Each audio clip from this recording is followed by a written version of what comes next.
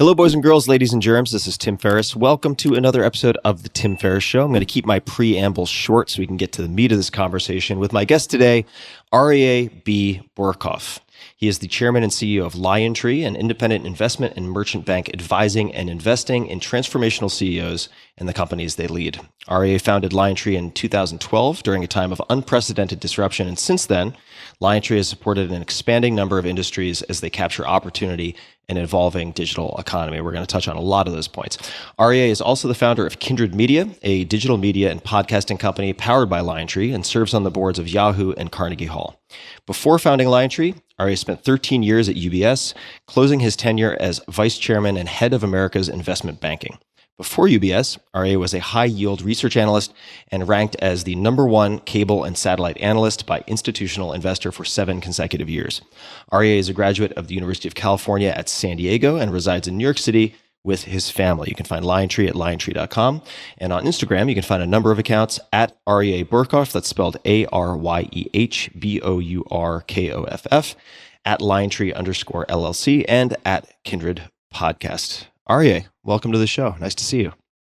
Thanks, Tim. Great to see you. Thanks for having me. Of course. I've been looking forward to this. And I wanted to start with actually a mention in your bio. So ranked as the #1 cable and satellite analyst by Institutional Investor for 7 consecutive years. What makes a good analyst, or what made you a good analyst, and what are common mistakes that analysts make? Well, it takes me back. A career has different chapters to it, right? Mm-hmm. I actually think those chapters should be related to one another and foundational in nature, but I don't like to hover in one place for too often. And I also don't like to think about the zero-sum game, so things I'm doing today have no relationship to things I did before.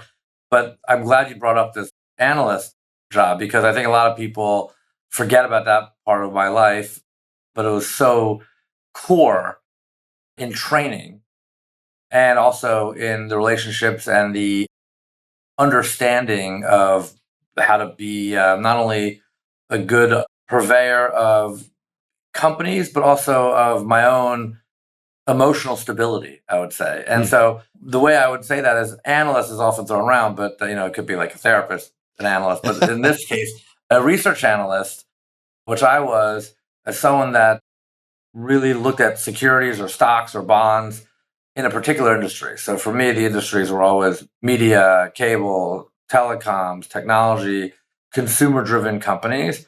And at first, I looked at those companies from a bond perspective, junk bonds, high-yield bonds, and then equities, stocks. And the high-yield bonds was the first part of the research analyst role I had, but then covering stocks, covering public stocks in those same industries. And covering those stocks in those same industries allowed me to ultimately get to a goal of helping investors make money with those recommendations. Mm. Now, how you do that is understanding the company, its fundamental picture, and ultimately where it's going in the future. Because everything today should be understood, and everything tomorrow should have a lot of uncertainty around it. So pattern recognition, how to predict the future, is the first thing that you really are supposed to be learning as an analyst in order to help inform the masses of which investments to make. But then the emotional stability part of it comes into play when you get out in front of everybody and say, with some boldness and some prose and some analysis, here's my view, I think I'm right. More often than not, you're wrong. Yeah. And it's like watching two kids in a schoolyard when you were growing up getting into an argument, and you watched one of them clearly lose that argument and then count down until you saw that they recognized that they would have the confidence to admit that they lost the argument. And there's always a lag. It could be 10 seconds. It could be weeks, it could be years. And that's all about like capitulation. And so the first thing I learned was, when I was wrong and I thought that I would be right, to quickly recognize that I didn't have anything that was that interesting or different to say in front of everybody. Mm-hmm. And by doing that, it was very embarrassing. And these could even be minor things, but it built so much credibility later that when you are right, it counted so much more and for so much more. And then it built your own self-confidence that you really did have something. And then if you're really lucky, and that's where the rankings come into play, when you say something that's different than the masses, and you have the confidence to say going against the grain to predict the future, then the markets will go with you, the investors will go with you, people will be profitable based on your recommendation, people will make money based on what you say, and you build a reputation. Mm-hmm. And that was a process. So this raises a number of secondary questions. Well, the first, just for clarification, when you're talking about taking a public stance and promoting or publishing an opinion, what form does that take? Is it a ranking system? Is it a general sort of binary buy or sell recommendation? Just for folks who are listening to have a more discrete understanding of what that opinion looks like. What form does that take? It has to be a published report that has to have an initiation report. It could be a report on the industry, so it has to have some perspective, some thematic, and within it, some specific company recommendations. So let's just say I want to write a report on the movie studios. And then within that report, I would say, here's my view of the movie studios, and specifically my recommendation on Disney and Warner Brothers and Viacom at the time and Fox at the time. And then you said, and then within these are my recommendations: buy, hold, sell, and supportive documents. And then because you knew that no one would actually go and read 100 pages, you'd have to summarize it in a perfectly synthesized 4-bullet point cover page. Mm-hmm. And before any of that stuff happened, you had to go through internal processes to defend your arguments, where people internally had the right to say, we don't really think that works. But more often than not, they would let you go and let the public be your ultimate judge and juror, because that public embarrassment would be far more damaging to you and that far more self-correcting than anything they would say internally. But they have, obviously, institutions to protect. But those documents were full of analysis and thematics and context, both context of the here and now and the past versus the future. But the ultimate goal is predicting the future. If I said to you, Tim, today is, let's say, Monday, and by Friday, I was going to tell you based on certain pattern recognition what was going to happen to these stocks based on my analysis, or maybe better, a year from now. And you believed me because of my credibility and our relationship, and we had a track record together, and that conviction level was high, then you may invest just based on my word. But at the beginning, you say, I need to do my own research. I'm going to read your report. Then I'm going to check it with other people's reports, my own conviction level. And then I may even go counter to what you say. Maybe I'm a counter indicator sometimes. But hopefully you are the indicator. And then obviously over time, if you're right more often than not, you just start investing for yourself. You may not give it to everybody else as a service. That's the motion of a career, right? Well, that is your evolution. It's not always evolution, right? Because playing with your own chips and taking that responsibility to make direct bets in that way is not a leap that everyone makes. And I want to take a step back for a second just to read a fantastic headline. This is a piece from the Hollywood Reporter. So, how Aryeh Bourkoff became media's hottest deal maker. So some of the groundwork that we're laying right now is going to lead into that. But I wanted to mention that because it is an exceptional piece. I thought it was a very entertaining piece also that people should check out.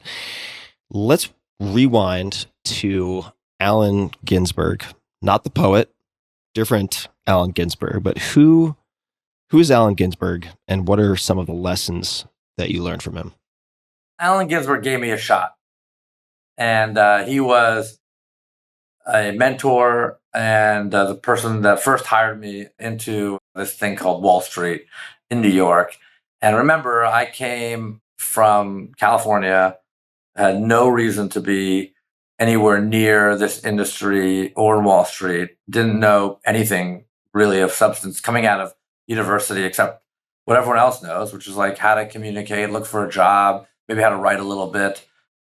Other people maybe have much more vocational expertise in engineering and medicine than I did, but I was a generalist coming out. So coming to New York, didn't know a soul, and basically put resumes under windshield wipers, said like, here's my flyer.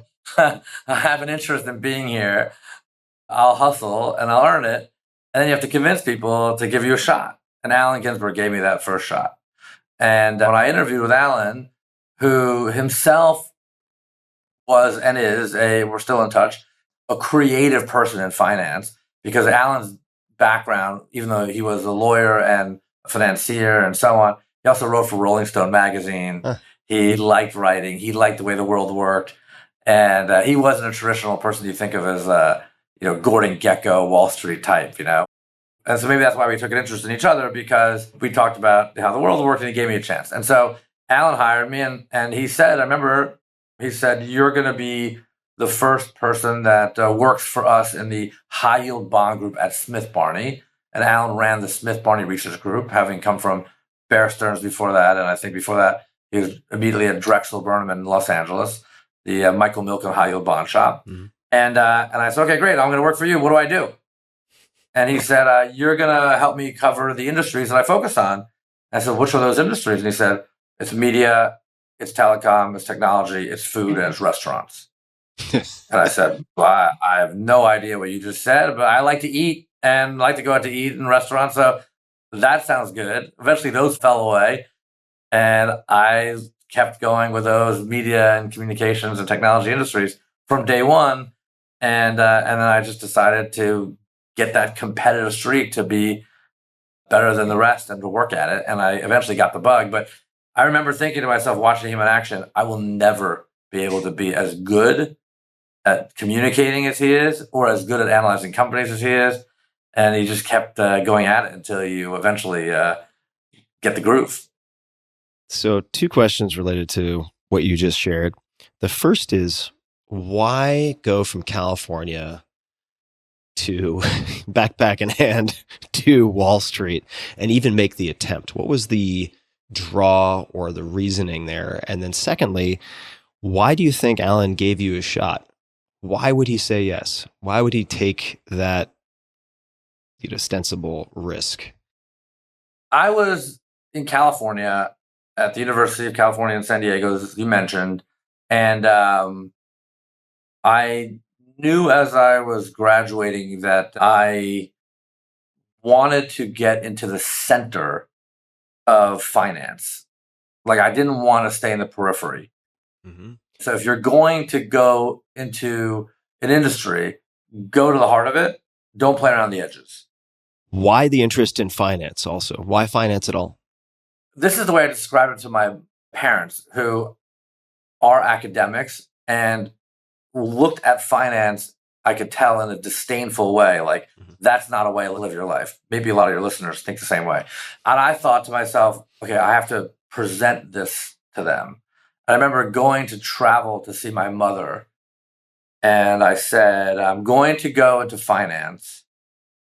And this is the way that I think it's a worthwhile way to live your life. And I just, because they were like academics and professors and so on. And I said, entrepreneurs, people have hopes and dreams that sometimes take the shape and form of businesses. And those businesses need money, capital to see the light of day, to realize the dreams. And that's finance. And if I could play a role in helping those individuals get capital and have their dreams realized, that is a worthwhile life to live. Sounds like a good pitch, right? Yeah, it sounds like a good pitch. Good pitch, right? I mean, that landed well. And I got the blessing. Plus, I was rehearsing, probably practicing my interviews. But that's really what I believed and believe to this day. And that's kind of what makes it interesting. You see the energy in someone else, that you're able to recast a problem as a solution that is based on someone's real idea. And it's not just about moving pieces around. It's about creating something new. And I think that was enough for my parents, but it wasn't enough in New York. because a lot of people have that pitch. I think, like, I remember, like, when I was in college, I went to some of these parties, and you would walk in with your friends, and like the vibe would happen. And I remember walking with one of my college friends, and like he couldn't get any women to pay attention to him. And I remember he said to me one day, he goes, "I don't know, like, my mother always says I'm attractive." Like, I remember thinking to myself, I also said, like, so I passed a test with my mother about my pitch, but when I got to New York, it didn't really land as well. It may have landed, but it was in competition with a lot of other people. Yeah. And so it took me about 4 months in New York to get to Alan, because the day I moved to New York was because of a job interview. And I thought I hit the jackpot, like one of one. Like, the day I graduated was a Sunday, and I think Monday or Tuesday I had an interview set up with a guy named Paul Ting. I don't mind saying it now; he's probably out there somewhere, at Oppenheimer, and he covered the oil and gas industry. And I told myself I wasn't going to choose the industry. Whoever hired me first, I would just be loyal to that industry for the rest of my life. Wow. And I could build a specialty. And so I went, and I got this interview, and I had a meeting like this, day 2 in New York, downtown, the big city. It was 1995. And I thought the interview was great. And I was going to be a research analyst working for Paul Ting, oil and gas, Oppenheimer. And at the end, I was, starting to like strut out of the office and say, okay, like, next step, when do I start? This is like the same interview I had with my mother. Like, it's landing well, And he goes, by the way, one more question. He goes, do you know the programming language Visual Basic? Like C+, Visual Basic. And I said, no. And he said, well, I kind of need you to know that if you're going to be on the team. These days, they call it a doorknob negotiation. Like, on the way out, as you're holding the doorknob, you turn back and say, by the way, one more thing. That's the whole negotiation. Yeah, right. So he said, by the way, one more thing. Do you know the Visual Basic? I said, no. And he said, well, you're going to need to know that for me to hire you. I said, well, what if I learn it and master it? Well, then you hire me? He goes, yeah, then we're good. That's New York City. I was like, great. I left, bought like Visual Basic for Dummies, bought a laptop, drained my account, and got subletted an apartment, started learning this thing. 2 weeks later, felt comfortable. This is the world as it should be, called them. And I never got a return phone call. Oh, man. And I was like, well, what do I do now? By the way, while I was at UBS in a senior position in research, I did see across the tape, probably, 15 years later, that we hired a guy named Paul Ting at Oppenheimer to do oil and gas for UBS when I was there doing media. And I waited till he started, and I went down the hallway. I knocked on the door. I said, by the way, Paul, you may or may not remember me. I want to welcome you to UBS. At this point, I was an established senior person doing media stocks, really well established at UBS. And I said, I just want to welcome you. And I want to tell you that I mastered that fucking Visual Basic programming language. And I wish you luck here, buddy. And then you put on the side one of your philosophies of life, like the toe you step on today could be connected to the ass you're going to kiss tomorrow. File away. Yeah, you good. still know. Good mantra. So yeah, Alan, 4 months later, left in New York. I became a professional job seeker, and I would basically walk to different buildings that looked like hitter buildings. And I looked at the directory at the basement, at the lobby level. So it looked like Wall Street firms, the ones I recognized, obviously, and then others I didn't recognize. And I would go up. This is before where pre 9/11, they didn't check IDs. I would go up to the HR floor, and I would hand in my resume, and I would choose a different location of Manhattan every week to tackle. The downtown, the midtown. And then one day I stumbled upon, Smith Barney. It was still on Greenwich Street, downtown, right across, from the Greenwich Hotel. Like, this is now like an amazing hot area. Back then it was like away from Wall Street, away from the action. And Corinne Krennick, to her credit, since I'm naming names, was the HR person that let me through the door. and gave me a shot, wherever she is, and introduced me to Alan Ginsberg. And then by that point, I was pretty good on the pitch and also self-corrective, like knowing what didn't land and what landed. And Alan gave me a shot. I think, he liked the hustle. He liked the hustle, liked the background probably, and also a little bit of luck. But he also called me out as a bullshit. I do remember he asked me what the proverbial question in the interview is, what's your weakness? Yeah. And I do remember I remember that time I was practiced. So I said, my penmanship. And I thought that was pretty clever. And he said that's a bullshit answer. Try it again. So then I had to figure. Then I stumbled through it, but then we both chuckled, and I forgot what I said exactly. But I'm sure I said something that was more substantive. But he called me out on it. Yeah, amazing. Well, it seems like perhaps a blessing in disguise, life saving you from what you wanted with Paul and the oil and gas. But who's to say? I suppose in retrospect, I want to take a closer look at Alan teaching you how the world worked. And I'm looking at a Kindred Media piece on Medium, and there's a mention of Alan. And I'll just read part of it, which is, one day Ginsberg asked him, that's asking you, if he read the paper, thinking, what deal did I miss? What happened? Did I miss a number? Aryeh reminisced. Ginsberg goes, no, forget the numbers. The opera house burned down in Florence. You didn't read that? And I said, I didn't even think to read that.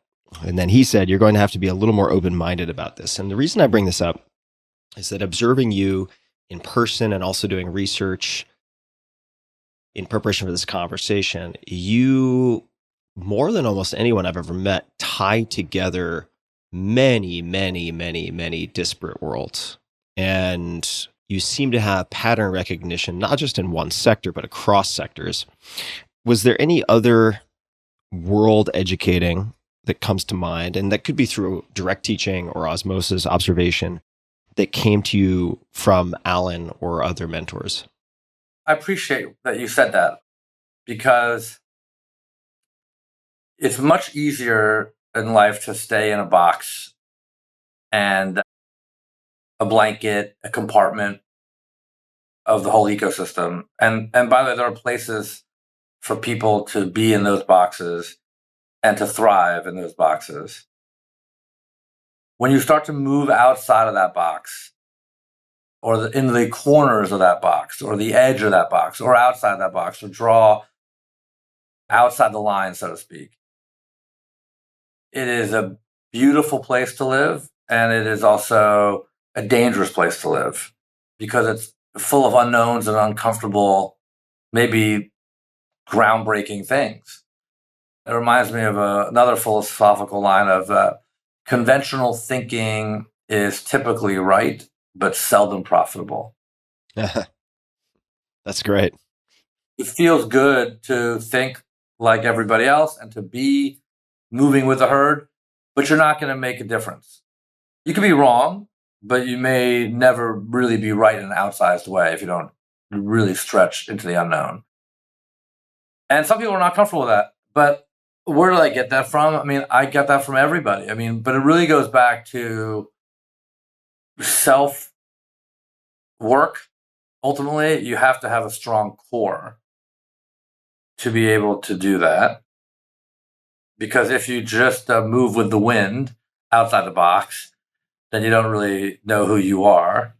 So just to interrupt for a second, so by having clarity on that core, or a solid core, is that, if you wouldn't mind, I'm sorry to interrupt, but just expanding that for a second, is that a core set of values, a clear idea of what you will or will not do, so that you don't end up conforming to whatever winds happen to be blowing at that moment?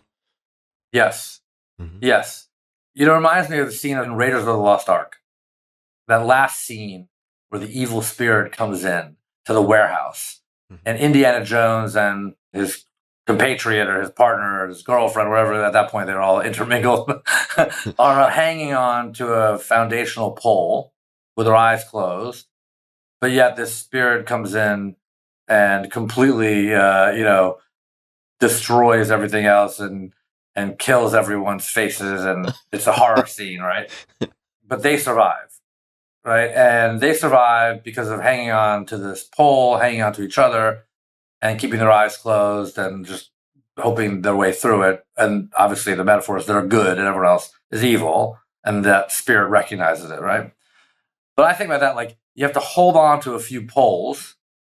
You can't just be floating around. You have to have a few poles of foundational strength that you believe in that are making up your core. And those are tried and true. But at the same time, that allows you to be curious, self-adjusting, self-corrective, migrational around other areas, and being comfortable with many different types of people that are not like you at all because you have that core. And that creates a very balanced and textured life and existence, and a way to build pattern recognition and perspective that most people would be locked in pursuing. And by the way, I'm locked in my own way too. Like everyone has certain blocks, right? But the more of that exercise that you can do, the more of a perspective you can get of where the world's going and where it looks like to be in different cultures while you're living in your own foundational strengths and values.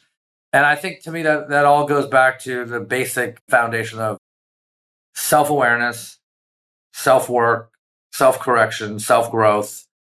And once you have that, like you're a member of society that's valuable.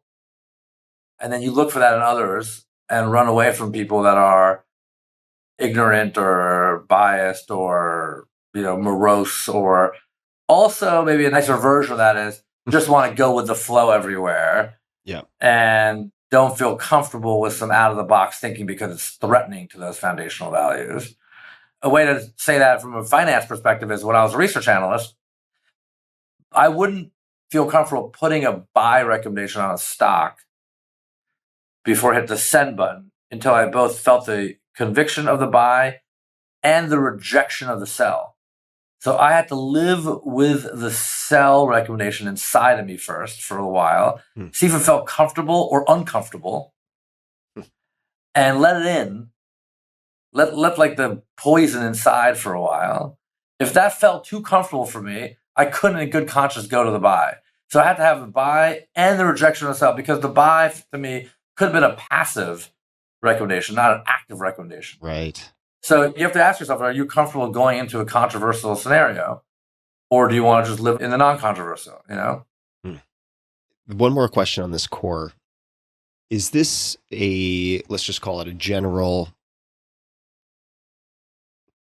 imperturbability or a solidity that was more a felt sense for you? Or was it something that you, at that time, codified in some way where you're like, I prioritize these 5 things, or I resolve to follow these following values? Was it codified, or was it more of a felt sense of stability and solidity for you at that time? Both. They're interrelated. So the first time I remember feeling that sensibility was probably like in grade school, being popular kid with the friends, everything, not an outcast, like with the group, but a little bit different, and feeling inside a little different. And then the question is like, do you feel bad about being different, or does it start to empower you, or both? And I kind of felt like, well, let's test it out. And I remember thinking, I am very happily situated where I was in 8th grade, but let me leave that to go to a new 9th grade school that was an unknown, away from all my friends. And let's see if friends were the thing that made me feel great, or the inside was the thing that I could apply to new friends and keep that train going. And I chose to apply it to the unknown and chose a brand new place and left behind what I had before. Now, I wouldn't do that with like family or like a very close relationship, but I felt very comfortable doing it with the environment I was in to get myself in a new environment and knowing that it's me that can adjust and apply my skills to different areas and not the environment around me that defined who I was. I could be more proactive defining environments versus having them defined for me. Mm-hmm. I remember that back then, and it's happened a few different times in my life, whether it's moving different places or feeling comfortable. I always say, I feel comfortable everywhere, but belong nowhere. Hmm. That's a geographic comment, and that's true by and large.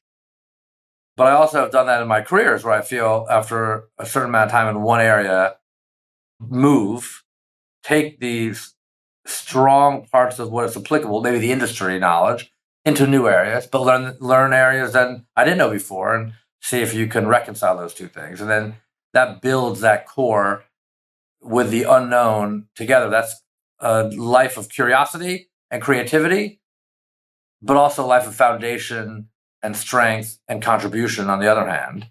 Mm-hmm. I call that like the gray area. Like you are comfortable in the gray area. I feel like that's a competitive advantage for me. I can hang out in that gray area longer than most people in the world very comfortably until I see the optimal scenario to pounce on, you know? Let's talk about perhaps that gray area. I may be misapplying that term to what I'm going to ask, but this relates to a story you told me last winter.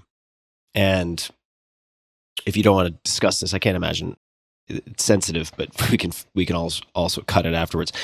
But I think it came about because of the title of my first book, 4-Hour Workweek. And someone said, oh, you should talk to Aryeh because that is probably not going to be a driving philosophy or something along those lines. Although I do think we have some similarities as well in terms of per hour output and thinking about various things. And you told me a story. I'm going to get some of the details wrong, so I'd like you to correct it. But about at one point realizing that many meetings were being declined because your calendar was full, and then deciding to take an entire year to block out every Wednesday, I can't remember, from like 6 to 10 p.m. or something, to take all of those overflow meetings that were being canceled. Could you retell that story if you wouldn't mind?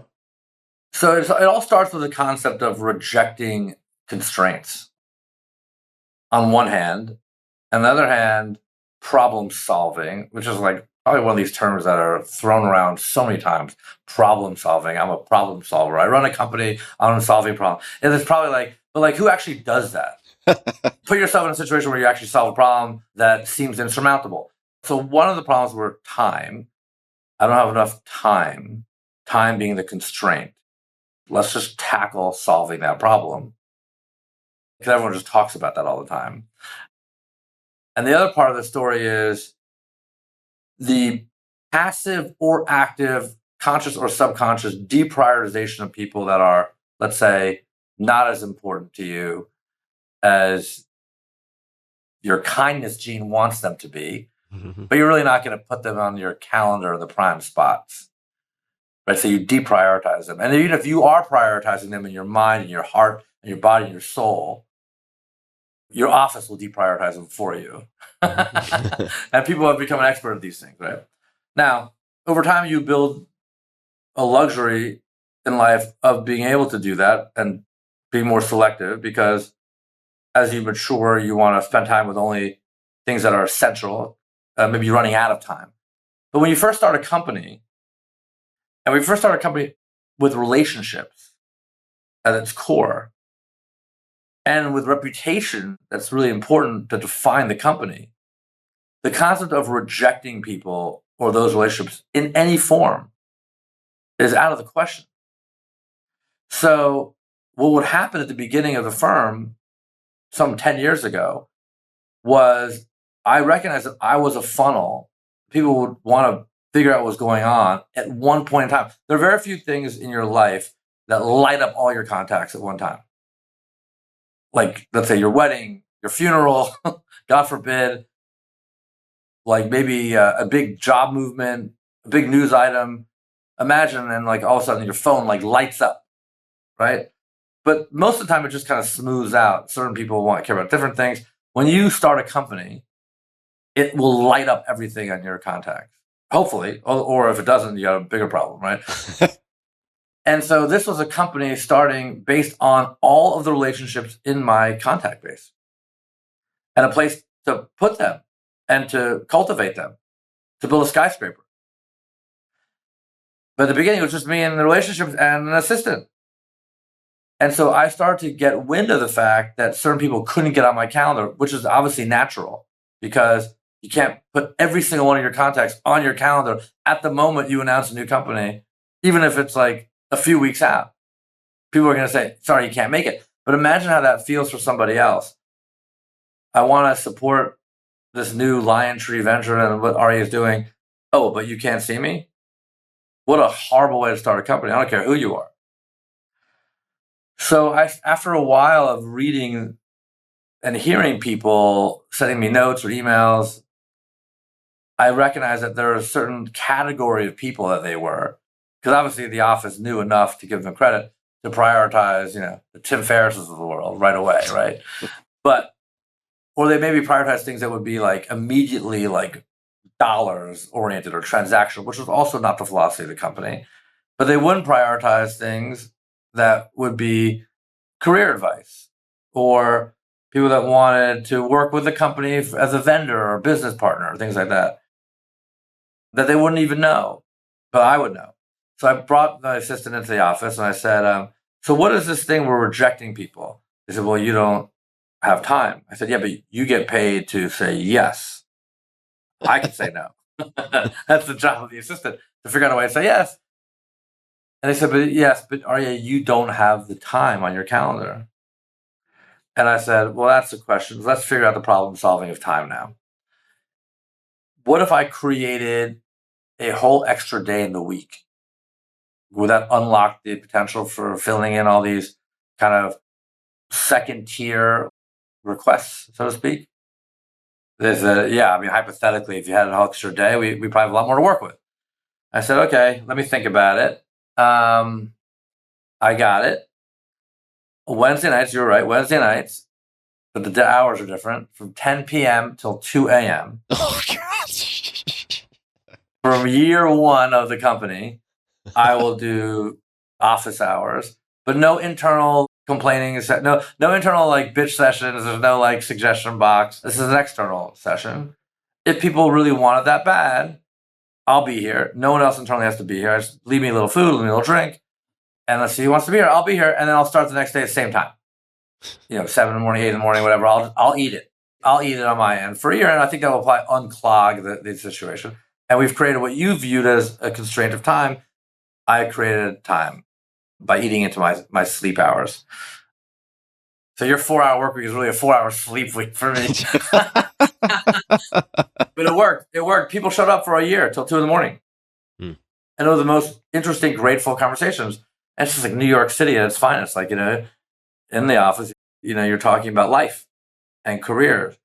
And then that paid dividends, not business dividends, but like, reputational benefits and humanity benefits. Like, who are you? What do you want to be at the end of the day?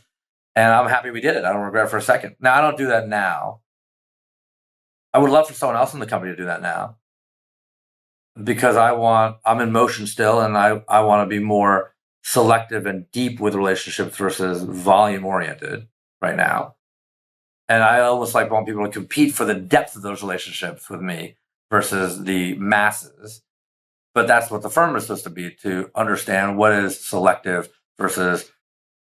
But the firm needed that at the beginning to really understand what we're about. Yeah. Amazing story. Wow. 10 to 2 a.m. So 2 questions. How did you choose 10 to 2 a.m.? Was that just to separate the casual inquiries from the true believers? That's question 1. How did you choose 10 to 2? And then the second, you mentioned something that I think probably caused a number of people to perk up, because it would be the opposite of what many would perhaps say, and that is the assistant's job is to say yes. You can always say no. I think assistants are viewed by many folks as a as a protective layer, maybe a flak jacket to deflect as much incoming as possible. So I'd love to hear you just explain why 10 to 2 and elaborate on the assistant's job being to find a way to say yes. 10 to 2 is easy because I want to leave room for dinner. Yeah. Not dinner, God forbid, like a personal dinner, a client dinner, like a dinner outside, like business and life for me are very well integrated. So it would be use the city, go to dinner, and then after dinner, come back. Some people still bring this up. People see me on the street, they say, Aryeh, are you still doing 3 dinners a night? And I'm like, that didn't happen one time, maybe like 10 times, but then 2 times I would do dinner. I would go to 2 dinners a night. I was just trying to get it all in and, not eat as much at each dinner and move around. And probably in retrospect, wasn't the best thing to convey to people, but except for the fact that I was working hard and trying to make sure everyone was happy and that I would get it all in. But this 10 to 2 was about making sure that night I would have room for my dinner meeting or out of the office, using New York, great city, to do that. And then getting back to the office enough time and then starting 10 p.m. And then I want to have enough time.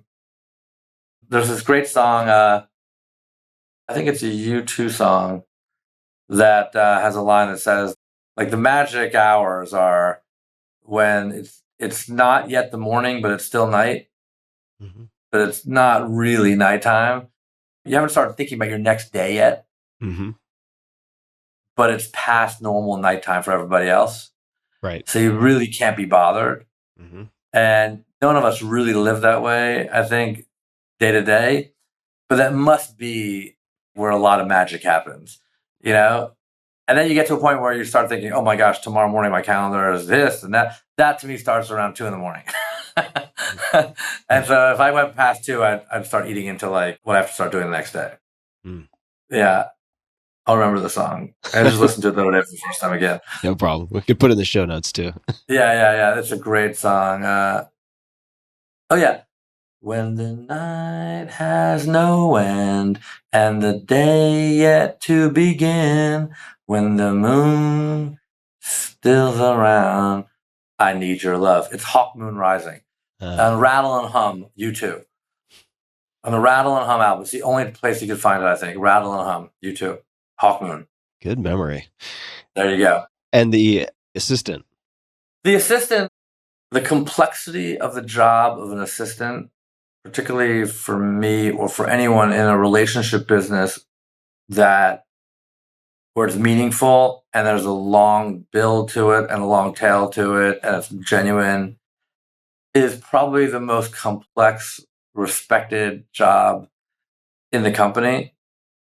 And it is a puzzle piece that is, I always think of it as like those images of broadcast television when you're like, okay, I have Thursday night, must-see TV, and what's going to be the 6 o'clock hour, what's going to be the 7 o'clock hour, what's going to be the 8 o'clock hour, and how's one going to lead into the other, and how's it going to fit, and are people going to be still watch at 10 o'clock when it's over, and what's going to be the show after the Super Bowl that you promote, like how the calendar flows and behaves is like a living, breathing animal with a soul and a brain and everything else. And the people that have to construct that every single day, today and into the future, the assistant, I think I respect that brain power and that knowledge more than anything, in some cases, including my role. So if you start with no instead of yes, then you've kind of stopped playing the puzzle. You said, I can't fit the puzzle piece, so it's not going to fit somewhere. But if you say yes, then the puzzle keeps expanding. And the calendar has to mimic the strategy of the firm, where I want it to be going, the changes in the development of the firm, the changes in the people I want to play with, work with, experience life with. And the understanding of that has to mimic one another. And so it's not they say yes, I say no. It's much more of like, we understand where we're going, and it has to reflect, the calendar has to reflect the vision of what's going on in my head, and therefore it has to be communicated that way. And it has to have a yes around it somewhere. I dig it. Yeah, thematically makes sense. I want to hop to UBS here, and I'll tell you one more thing about the calendar, by the way, because I yes, talk about this please. a lot. Like, if you boil it down, internal meetings, everyone has a ratio. So, like, if you did nothing because of your reputation, your brand, and your substance, your calendar is going to be full. Mhm. People are going to want to get on your calendar all the time without you even choosing who you want to see. That's I call like defense. Mhm. And if put that aside for a second, and then you had a blank sheet of paper and said, forget that calendar. I, Tim, want to choose exactly who I want to see. And that may not fill the whole calendar every single day, but it'll be proactive. It'll be offense. So Mhm. one's defense, one's offense.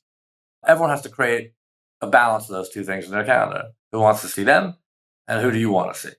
Mhm. And that mix. And then there's the internal versus the external. And there's no way around the fact that internal meetings are cost or investment. It doesn't have to be negative. It could be, but they're necessary investments in the company or cost. And external meetings should be revenue or, potentially for your future revenue. So one's revenue, one's cost.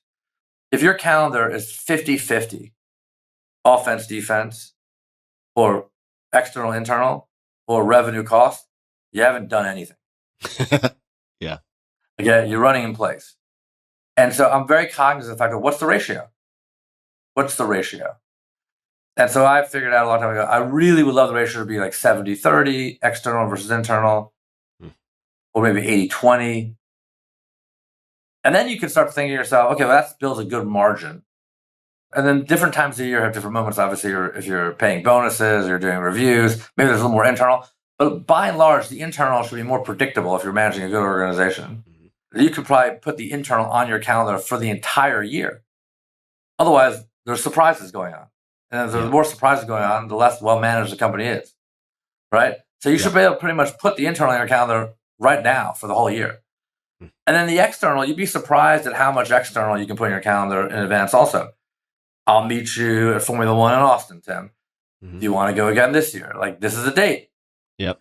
Or this conference, or this event, or this holiday, and you could probably put the tent poles of your external on the calendar. You'd be surprised how little room that leaves for the spontaneity and the serendipity of life, which it must. So something has to then give, absent sleeping hours, right? And so, like, that's kind of what you're playing with. You're playing with these, like, marginal slivers of space Mhm. that is growth, that is a choice, that is what's different today versus last year. And that will represent who you are today versus last year and what you want to be in the future. And whether the best companies in the world are just going to stay exactly where they were or evolve. There's no accident that most companies don't evolve. You really have to work at it, a constant build. So you're dealing with slivers of space and time to make that happen. Mm. I'm glad you added that. I'm taking a number of notes for myself. So that's why I'm scribbling furiously over here. I would cancel all internal meetings for you, by the way. To see you on a moment's notice, I would go fly and see you. That would be Yeah. that's a sign of true respect. Oh, well, thank you for saying that. I look forward to the next time we're able to spend some time in person. And I'm very much enjoying this entire conversation. I've been looking forward to this. And bonuses. You mentioned bonuses. So, and I think this will tie a number of threads together, some of which are yet to come. But we're skipping ahead a bit. But you ran investment banking in the Americas for UBS and had something like 1,500 people reporting to you. When people came to you or bankers came to you to talk to you about annual bonuses, as I understand it from the Hollywood Reporter piece, you would ask, what is your edge? And I would love to hear you just elaborate on the function of that question and what you mean by that. It goes back to how you're judged. Ideally, you're judging yourself every single day. Everyone's making their own adjustments every single day. And then you have external factors which remind you how you're doing every single day. And there's a lot of haphazard activity, and not everything's based on logic and reason. But if you're running a business, you have a daily profit and loss statement, which tells you how you're doing. If you own a restaurant, it tells you what you're doing. If you run a investment fund, it tells you what you're doing. That all those things contribute to your own humility and self-correctiveness, right? If you're paying somebody a bonus or a compensation at the end of the year, you are the one that's creating that self-awareness in that person.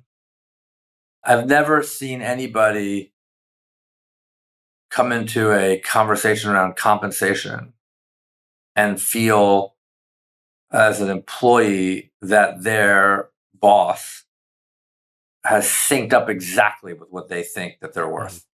I've never seen it. So within that is a chasm of a misunderstanding or emotion of what you think you're worth versus what they think you're worth on a given year. Okay. And that's normal life, right? Ideally, you'd like to have some daily metric that just defines that, like that daily P&L. So at the end of the year, there's no one big event. So what I was trying to do is to try to build in as much of that narrowing of that chasm as possible before the conversation. You could say it's a negotiating strategy, or you could call it like a real effort to just build awareness, saying like the best way to do that is to ask someone to define who they are. And you'd be surprised when you ask them to talk about themselves, how passive they will be and how little they will value themselves on the right way and how much they will overvalue themselves in the wrong way. And so I said, like, people always say, what is your superpower? Maybe those things are thrown around too often these days. What's your competitive advantage? What's your edge? And in a certain defined role, like the role of finance or the role of banking, I said the edge really comes into play of, do you have a unique idea? Do you bring unique capital? Or do you have a unique relationship?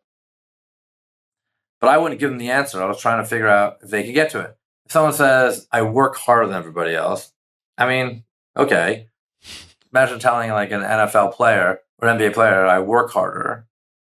Is that really an edge these days? I mean, one of these things you hear, like, I'm doing the best I can. I'm like, okay, well, then you get out of bed. And then what happens? Like, I'm assuming everyone's doing the best they can. Or everyone like says, like, life is too short. I'm like, well, life is the longest thing you know. You don't know anything longer than life, So like, let's just live it to the fullest as much as you can, Yeah. But then do better than that.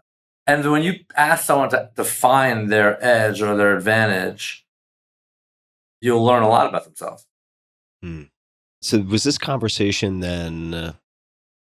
It was preceding the official performance review / decision on the bonus. This would be a precursor, sort of setting the table. Yeah.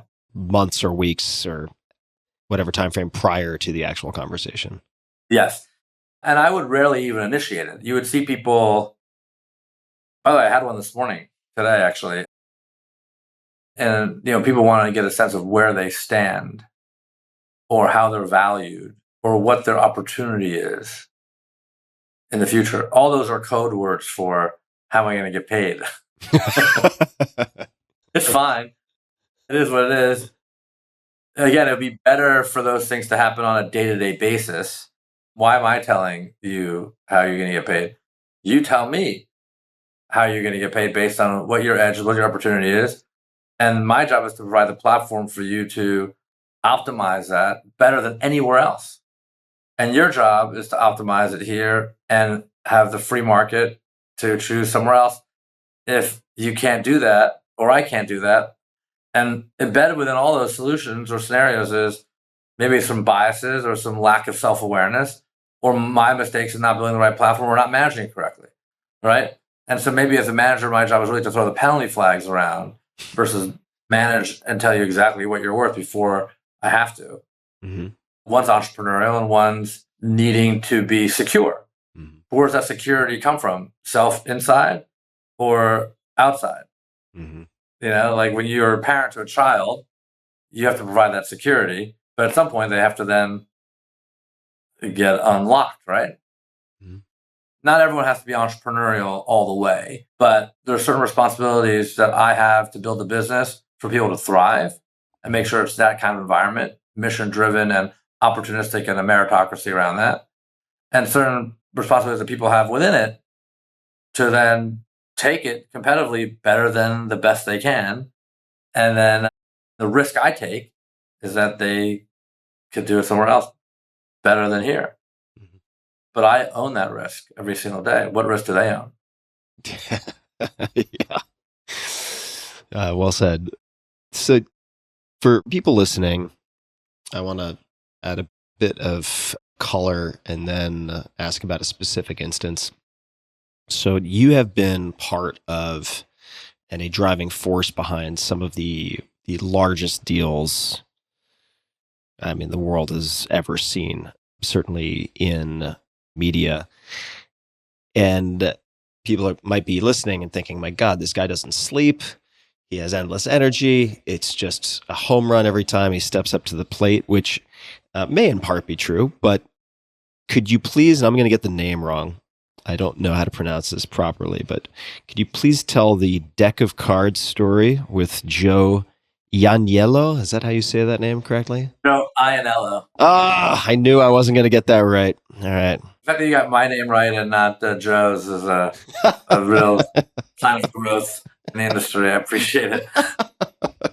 Well, obviously, what appears to be a home run every time is not.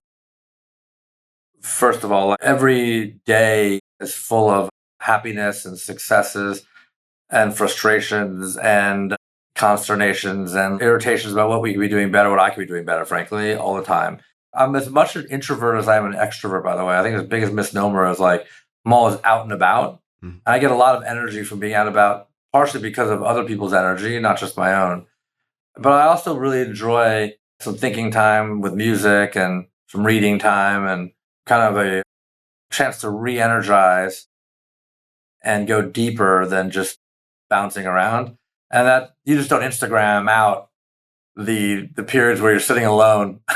Yeah. So people only see the things that you're like where you're bouncing around. They don't see the moments where you're just happily sitting alone, reading a book or listening, unless you're really not focusing on it. Mhm. So I think the appearances are a bit misleading, but it's the texture of all of the above. And some of that thoughtfulness is where you really come into strategizing around what the future could be for you, for your loved ones, and also for the deal making in the future. But in that particular story, it all goes back to this element of what you know, what you don't know. We were doing a deal, I think in 2007 for the Sundance Channel, which was owned by NBC, CBS, and Robert Redford. We were selling the company on behalf of the owners. I was at UBS. And we really did a good job, I have to say. Like, we did a good job selling the company. It was not an easy sale. Eventually, the Dolans bought it, actually. The company that owned IFC, Cablevision, the Knicks, bought the Sundance Channel for $500 million. And I thought we did a good job. And I remember in those days, and in some cases also today, when the job is done, then you start to think about, well, how much am I going to get paid for the services? Not sometimes you get that figured out at the beginning. In this case, you figured out at the end. We were thinking that would work to our benefit because it was such a home run deal. And I thought we did such a good job that they would want to pay us more. Whereas if we agreed at the beginning, we probably would have undersold ourselves. And Robert Redford did really well in that deal. I remember, I think probably made more money in that deal than all of his acting years combined. But it was a pleasure to work with. But CBS's CFO, or even I think it was the treasurer at the time, was Joe Ianniello. He rose to the ranks of even being the CEO for a while after that. And Joe was a tough negotiator, but we were on the same side of the table. So afterwards, I was told by my bosses at UBS, like, okay, Aryeh, like, great job with the deal. Now go get us a good fee. And I said, okay, I have to do that too. Like, all right. He said, yeah, that's what it takes. And I said, okay. So I went over to Joe was appointed as the person that had to negotiate our fee. And I thought it'd be like one of these great kumbaya conversations. We all did a great job together, and let's drinks and get to settle quickly. But no. So I went over to they call Black Rock, the CBS building, and it was a long conference room, and it was just Joe and myself sitting in the middle. And Joe said, "Hey, you're here to negotiate your fee, right?" And I said, "Yeah, but you project some confidence, but you're really nervous inside." And he said, just to break the ice a little bit before we get into that negotiation, do you want to play some cards? Do you want to do a card trick? I'm getting into cards recently. Yeah, sounds great. Like friends now too. This is great. Yeah, amazing. So he said, let's.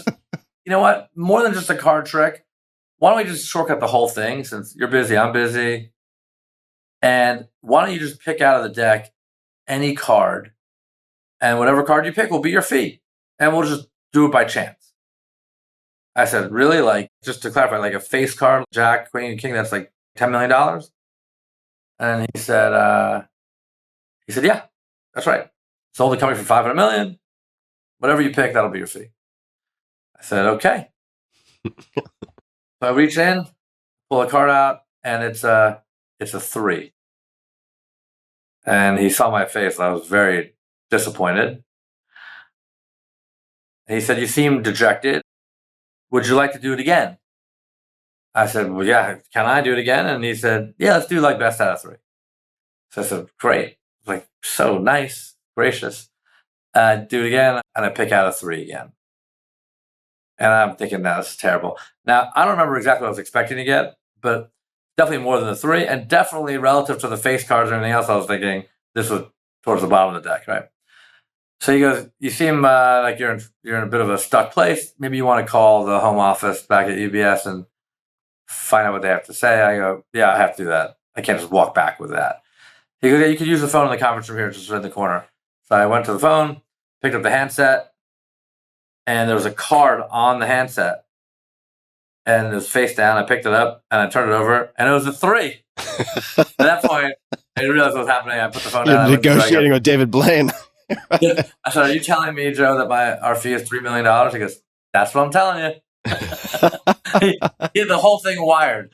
I respected it. That's what we got. That's what we took. So negotiating is one of your sports in the sort of decathlon of deal making. That is the craft, one of the crafts you've mastered. This is going to seem like a lazy question, but I'm going to ask because it'll be on the mind of a lot of people listening.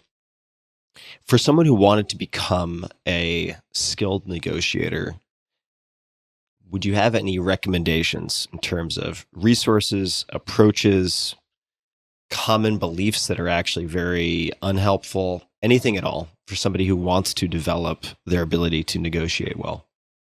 Of course.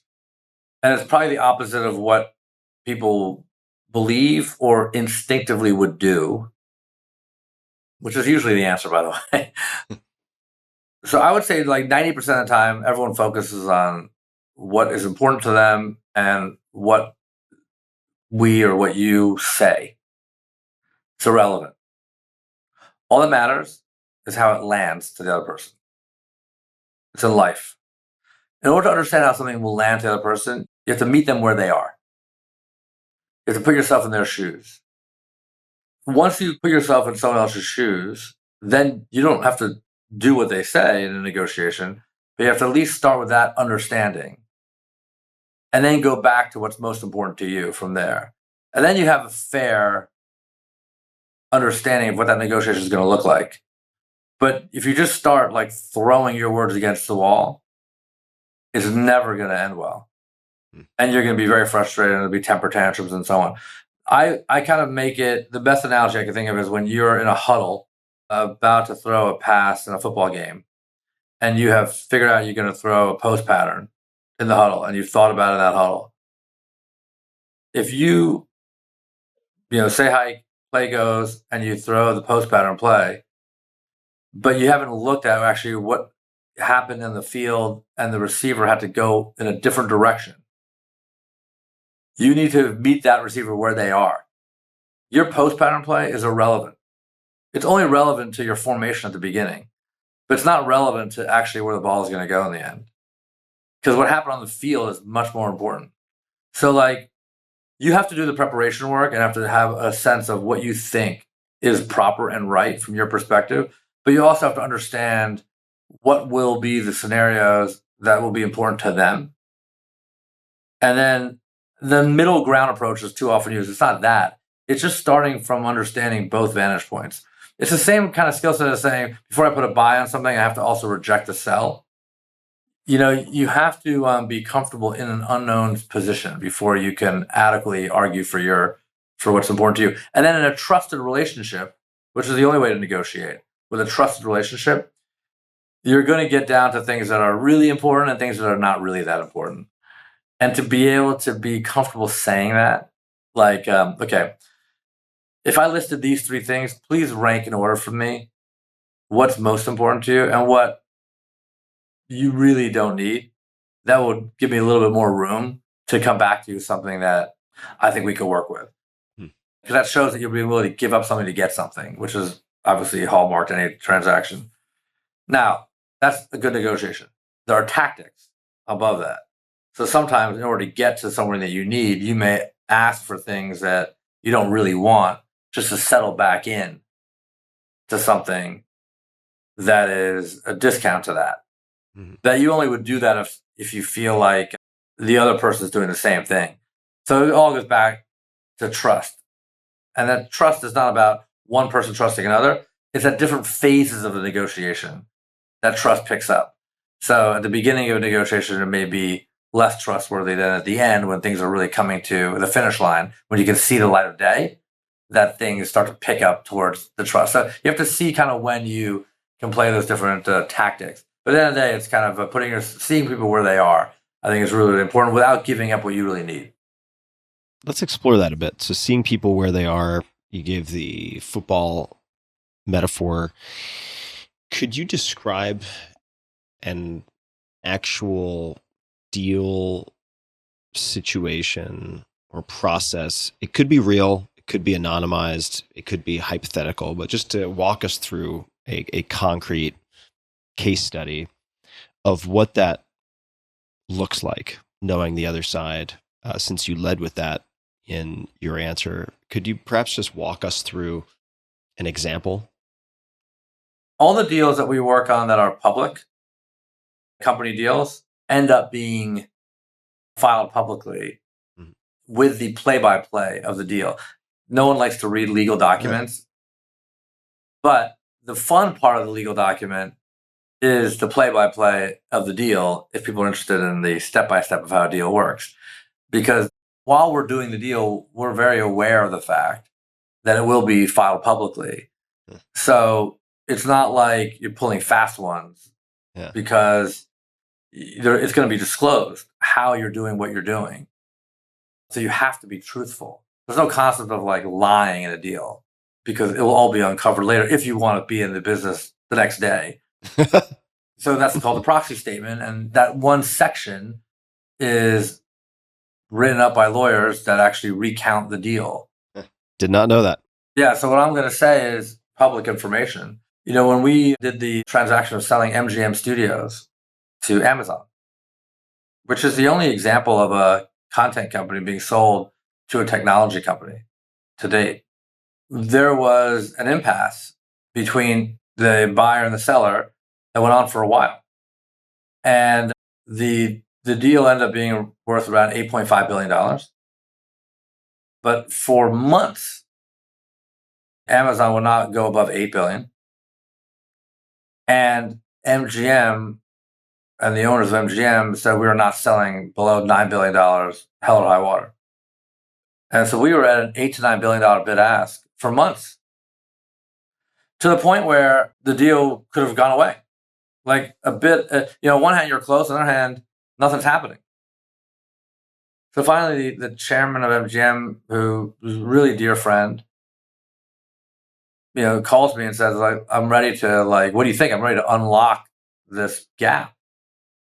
And I knew Amazon very well enough to know that they were thinking, because this gap was going on for so long, that the owner of MGM and the chairman, in their mind, they were thinking, didn't really want to sell. So they were thinking that $9 billion was just basically saying, I don't really want to sell, which I knew that was not to be the case. Mm-hmm. So the owner and the chairman of MGM said to me, I give you my proxy to go in there and break the logjam. And so I did. When I went to call the Amazon executives, I said, okay, we're ready to negotiate now. They said, well, there's nothing to negotiate. They're at $9 billion and, we're at $8 billion and we're not moving. I said, okay. They said, well, and they're not even really selling the company.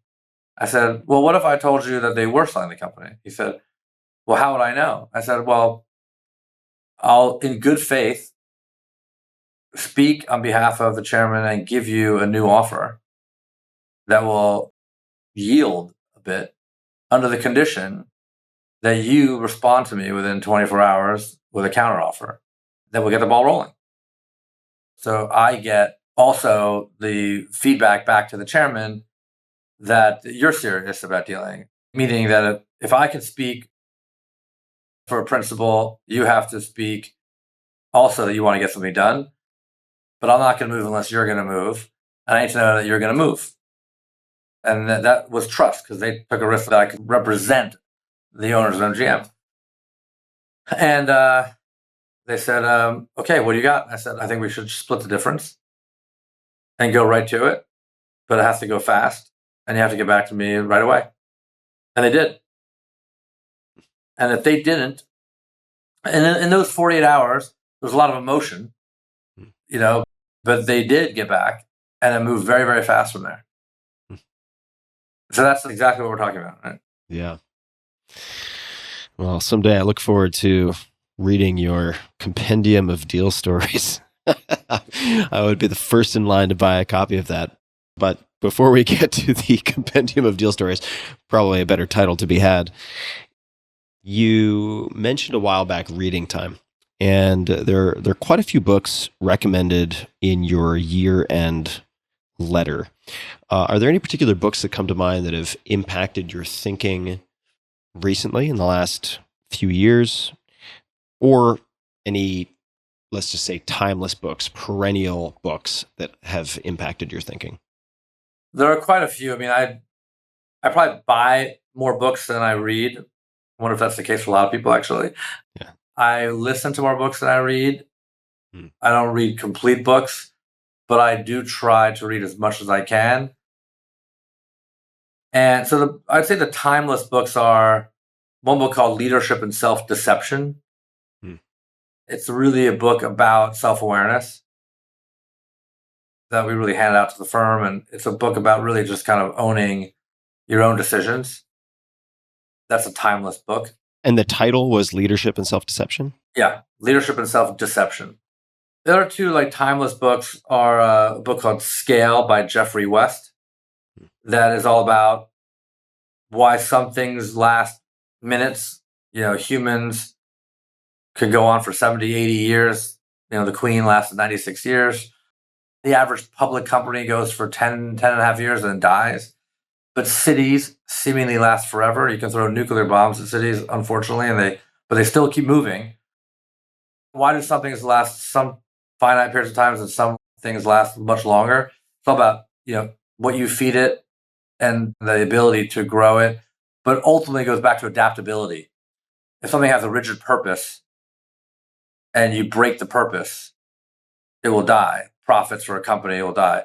A city, the people always reinvent itself. This summer, I think 5 governments fell this summer. The UK, you had Italy, you had Israel, you had, Sweden recently, right? And you had even France became dysfunctional. And I was like, oh my goodness, all these governments are falling. But that's okay, because if the people are unhappy and the governments don't fall, that's rigid. That's the problem. If governments fall, it's a chance for reinvention. And just like New York City, where I'm sitting now, had a chance to reinvent itself post-pandemic.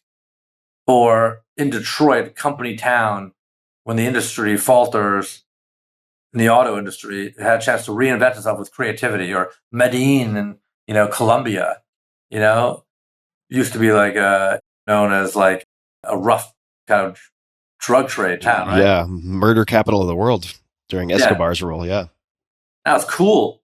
Yeah. Technology hub, artsy, right? Cities reinvent themselves based on the adaptable forcing function of those people, right? I love that concept, and it's very helpful for a company build dynamic. The third one is a book called Scarcity.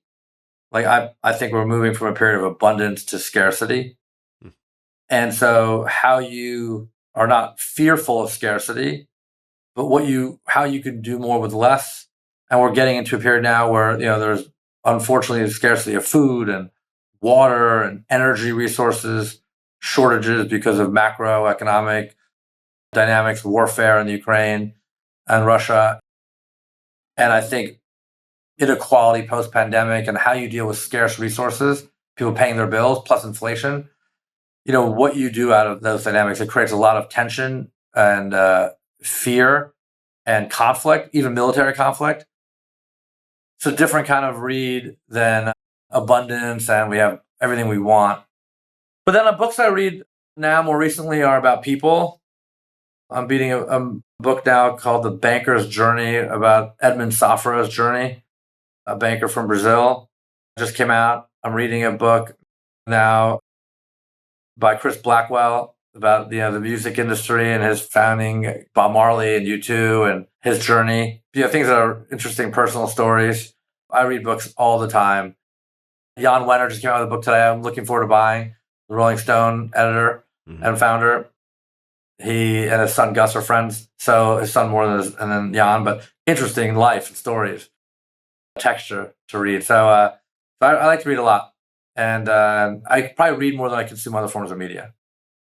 So related to the books, any biographies that really stick out for you? And then second, if you read any fiction, which is not a judgment question, but if you read any fiction, if there are any fiction books that have had a outsized impact on you in any way? Biographies, I like all the Neil Ferguson books. Like I read The House of Rothschild, J.P. Morgan books on... I actually read Bill Cohen's book on the Last Tycoons, really good book. Not only because of being in this business, but you do want to go back to the underpinnings of what is like relationship banking. I really think that's a really interesting profession beyond just finance. It's like, how to build with people over a long period of time with outsized impact. I think that's really, really interesting to me. And I hope other people in the firm and even your listenership. In fiction, I've always loved some of the mystery novels, the legal thrillers. I've always liked the John Grisham books.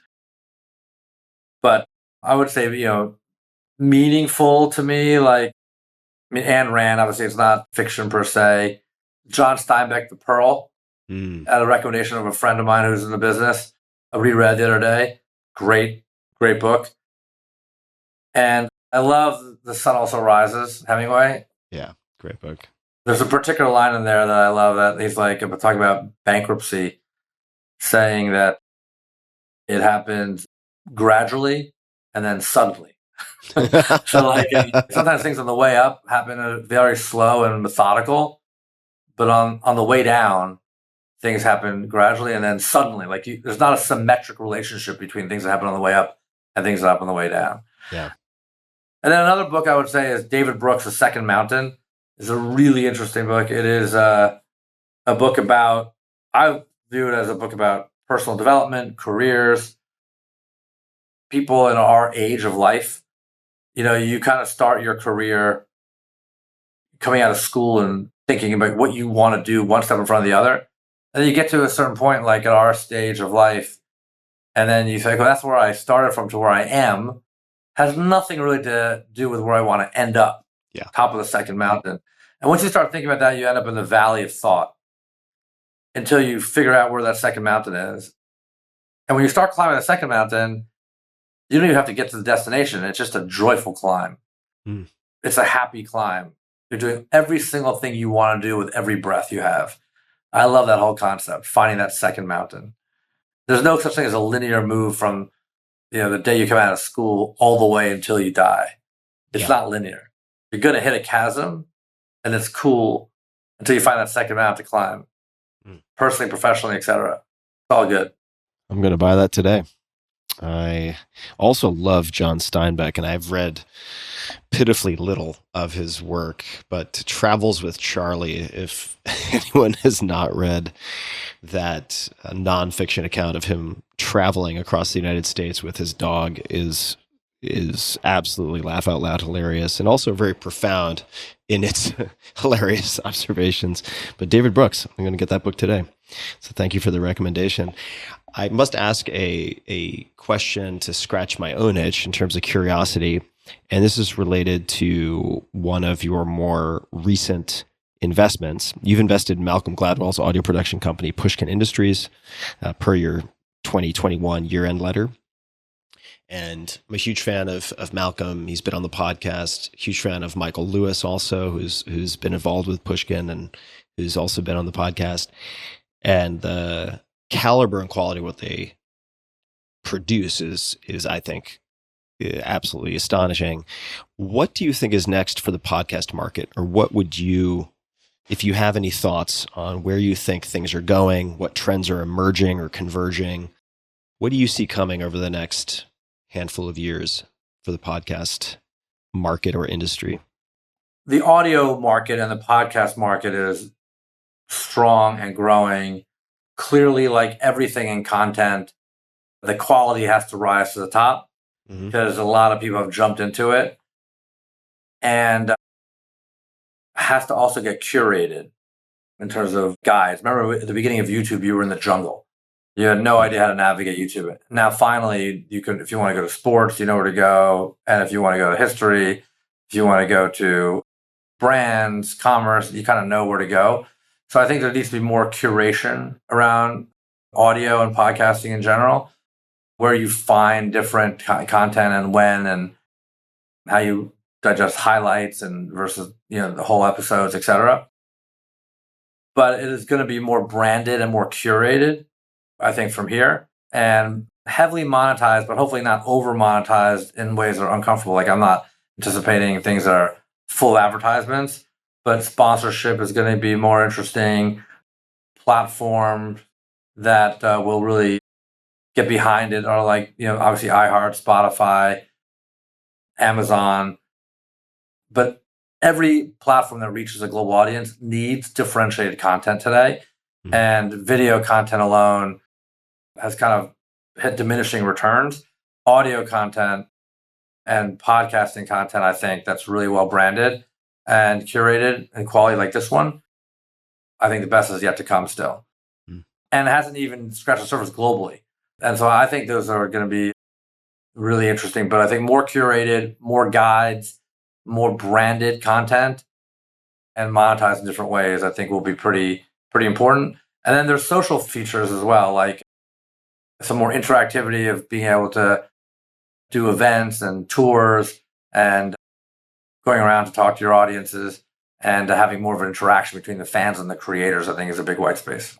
Do you have any thoughts on how the market will move or consolidate? Because I've watched all this with great interest, of course, and I've looked at certain transactions, say, relatively speaking, heavy spending. And I will just underscore something you said, which is I think it's still very early. If you look at the terrestrial radio total ad dollars compared to what has currently migrated to, say, podcasts, it is still just the tip of the iceberg.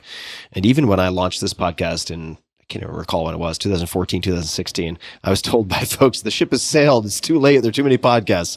I just don't think that's the case at all. I was told the same thing when we launched the bank in 2012, that it was late to start a new independent bank and the ship has sailed. And I was like, well, maybe the door shut behind us. Leave the last one. Seems to be working out in both cases. Yes. And if I pick one player, for instance, let's just say Spotify, spending very heavily with respect to just their, say, market cap and moving into podcasts, the Joe Rogan deal, valued at least 100 million, probably quite a bit more with earnouts and everything else. My assumption has always been that once Spotify accounts for more than single digit listenership or downloads or streams for the top, say, 100 podcasts, which will be reflective of broader trends, that type of talent acquisition would drop quite significantly, just as one sort of hypothesis. But what do you think the movements will be among some of the larger players? Because you have Amazon, you have Spotify, you have iHeart, and podcasts are an existential imperative, perhaps, or viewed that way for some and not others. What do you think the landscape of the larger players will look like a few years from now? It took some of the streaming platforms like Netflix and Amazon and Apple a long time to get into sports, for example. And now they're all bidding for sports rights because they have to have sports as a differentiator. And once one gets in, they're all in. So Amazon's bidding for sports rights. Apple just did the MLS deal. They're all looking at sports deals. Netflix has Formula One and Drive to Survive, right? In some ways. So I think podcasting is the same thing. Now that it's hitting the sweet spot of the curve from a revenue and profitability contribution for iHeart, and that was all over Spotify's investor day of like the podcasting growth driver, then you're going to see Amazon and all of them jump into it. And then you may see competition for talent between platforms. And then you may start to see some of the podcasting personalities and brands intersect with other genres. So imagine you're with Amazon and Amazon's doing the NFL and they want your post-game show intersected with your podcast of the NFL. So they're going to start using you as a key brand for the platform overall beyond just the show. Yep. It becomes assets of the platform that become very interesting, and different packaging of the deals, I think, will be fascinating. It all depends on the loyalty and engagement of your user base. Yep. And your community and what the community is going to be driving. Yeah. That they want to see, and obviously your ability to engage with them. I hadn't thought about the cross-asset utilization of podcast personalities, but that makes all the sense in the world. And I have to imagine that's playing into negotiations right now for talent deals, because they might say, well, what's the size of your advertising base? Will your sponsors transfer over to us if we acquire exclusive license, or if we acquire you outright, or whatever it might be? But in fact, the value of that property in terms of the personality may be much greater when it's viewed as being possibly applied to all these various things. I think this is pure speculation, not investment advice, obviously, but I think Twitch is going to prove to be increasingly valuable to Amazon. And I recall when the pandemic hit, I had an ongoing bet of sorts with a friend of mine that we would see some type of platform utilization for streaming sports if sports could not be attended in person. And I just think these off-label uses of these technology platforms and cross-asset utilization of personalities, I hadn't thought about that. Makes a whole lot of sense. You and I met at Formula One, so imagine maybe that's in your future, where you're doing taking on a British accent, doing the Formula One race car. And I know you're friends with Lewis, and I think that there could be that in your future. But what do you want if you were going to migrate and take and evolve your audience into a different genre with you? What do you think that they would be into? That's a great question. I think I haven't really thought of it in this way. I would imagine, and this will seem very simplistic, but whatever I am interested in, I think my audience will trust me to take a very close look at, or a meaningful percentage of my audience will trust me to look at, which is by design largely. I mean, that's why I did a book on physical and sports performance after the 4-hour work week rather than doing the 3-hour work week, is I wanted to see early on, since I had this open option to always extend the business book side of things, if my audience, much like, say, with a Michael Lewis, even though he's a far superior writer, or John McPhee or Malcolm Gladwell, would they follow me because of my approach and thinking, not because of the subject matter? And I think by and large that has held since then. And so it would be a matter of me determining what I am legitimately interested in, because without that legitimate interest, I won't have the endurance. I won't have the necessary emotional investment and endurance to make it count in any meaningful way, if that makes sense. Well, yeah, I mean, I think that your whole community is built on trust. Yeah. And you also have a curiosity to you as well, but based on certain foundations. Yep. That people sort of view you as dependable, right? They don't think you're going to veer them off to an extreme position. Yeah. But you're inquisitive about where the world's going. And my view is that you're ultimately interested in impact around that. Yeah, I am. But not in an establishment sort of way. There's a sort of insurgency around it, right? Yeah. I think we're very similar. I do too. So I was just thinking about this trust and how it's the asymmetrical rise, decline, the precipitous drop. How it takes 20 years to build a reputation and 20 minutes to destroy it if you make the wrong choices. And so I say no. The vetting process for, say, sponsors and guests and so on is very, very, I don't want to say strict. It's not quite the right word, but I always try to ensure that I'm following my own rules and not getting swept away by the winds of trend, or more specifically fads, right? And this may seem like a non sequitur. This will be probably one of the last questions. So hopefully we can do a round two sometimes, because I have a lot of questions that I would still love to explore. But this may seem like an odd segue, but maybe it makes sense in some way. So you were known as a goalkeeper at UBS, protecting the balance sheet. You saved them hundreds of millions of dollars. And I'm reading here just a snippet from the piece in the Hollywood Reporter. So your job was to analyze potential deals and advise the bankers on whether they made sense. In that role, he rejected 40 out of 45 potential deals, which, and this is my words now, didn't make everybody super thrilled. However, when all 40 companies later went bankrupt, they realized that the higher-ups, that you'd saved hundreds of millions of dollars. What were you doing there? So you seem to have a certain, I don't want to say prescience, but an ability to see where the puck was going with respect to the 40 that were rejected. How did you do that? Why did you do that? First of all, I was a goalkeeper in high school. Even as a relatively short person, I was able to play goalie in soccer. And I think that it all comes down to understanding there'll be many more shots on goal than exist today. Mm-hmm. So don't be afraid to say no to something today with the fear that nothing's going to come tomorrow. So like the sample set that you're dealing with today is not the whole thing. Play the long game.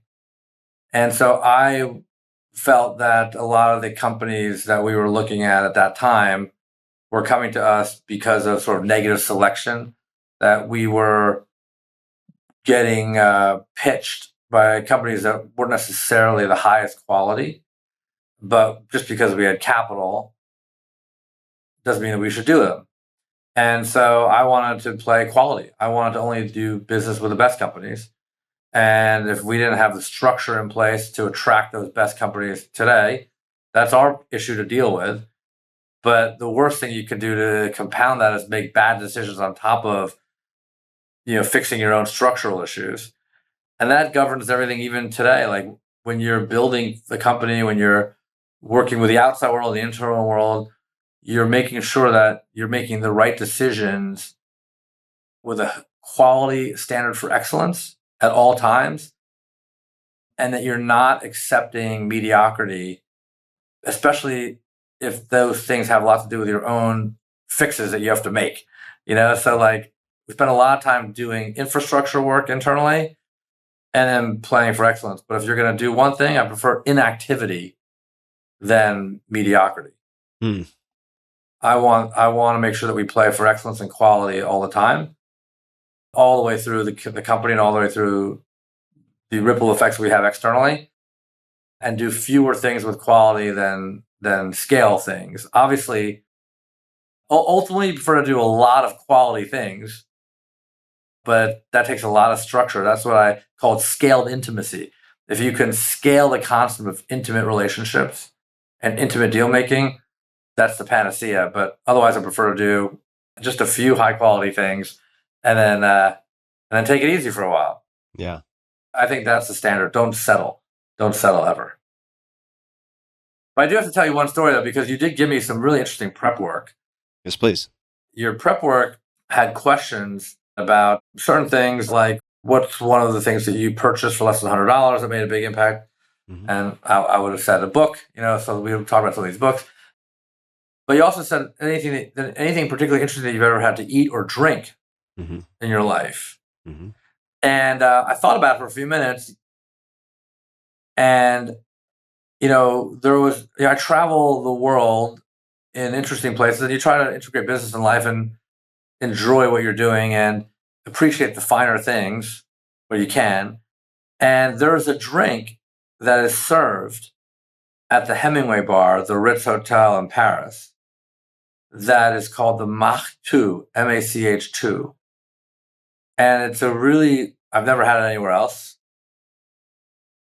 And it's a whiskey-based drink with chartreuse and the essence of ginger and some ice. It's really, really good.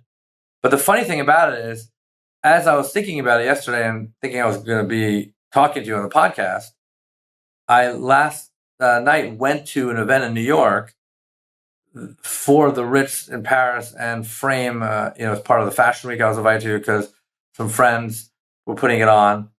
And unexpectedly, that bartender from the Hemingway bar in Paris at the Ritz was at the event. Huh.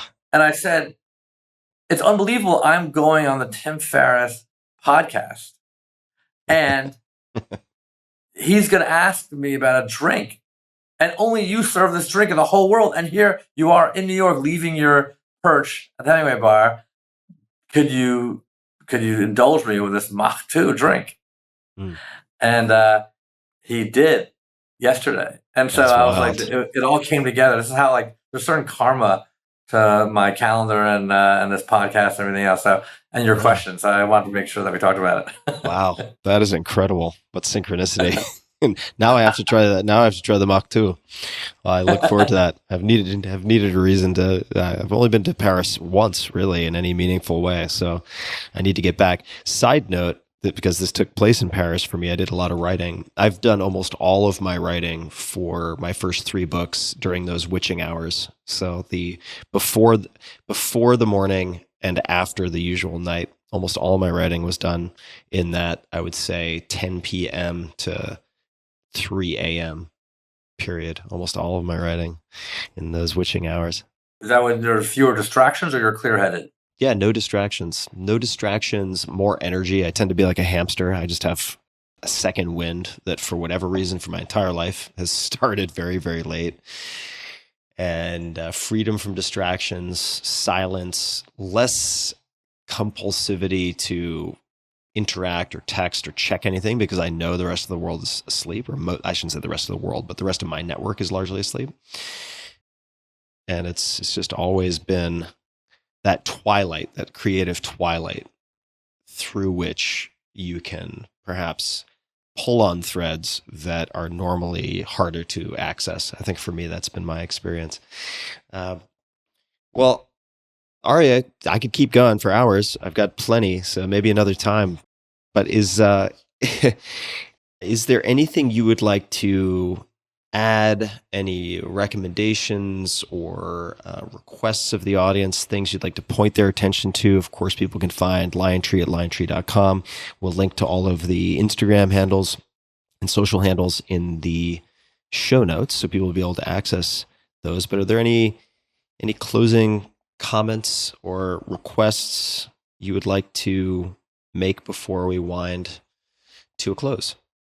It's been a great pleasure, Tim. I could also talk to you for hours, and I was looking forward to this for a long time. And as we go through different periods of time in our lives and the world at large, and we've all been through different unexpected movements and motions and things, and that's one constant. There's going to be more unexpected things to come. It's all about these trusted friends and communities that we can build, which is the distinguishing feature of humans, right? That we can bond together for good things and then tackle the world. And I think if we eliminate all the extremism, then everyone can redefine their view of what their centers look like, and then that's where the richness lies. And whether you find it in the magic hours and the wee hours of the night or the middle of the day, I think we can form these circles and then really bond together. And I think the best is yet to come.